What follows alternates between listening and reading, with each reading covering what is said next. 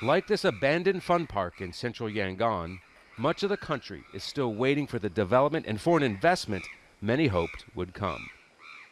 Hopes were high when sanctions were lifted and the country was reconnected to the world after nearly 5 decades of military control.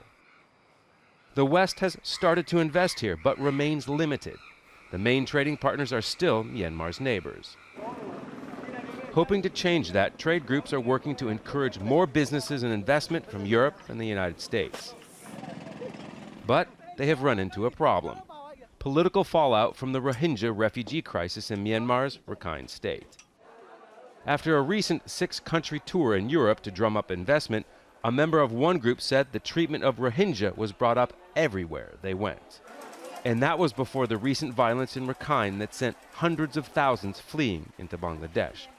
The crisis is having a knock-on effect with small business managers. Some clients at this tour company have canceled or postponed their trips. Not only for my business, for the sake of industry, because I'm within over 21 years in tourism industry. We facing a lot of, the crises and challenges.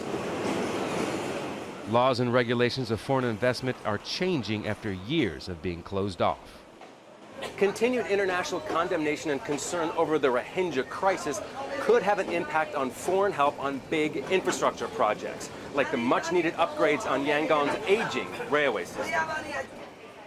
China has been the longtime main trading partner with Myanmar, going back to the days of military rule. Myanmar's leaders are working to diversify and move away from heavy reliance on trade with China. One economist feels that if Western nations start to slow investment because of the Rohingya crisis, it could force Myanmar to remain reliant on China.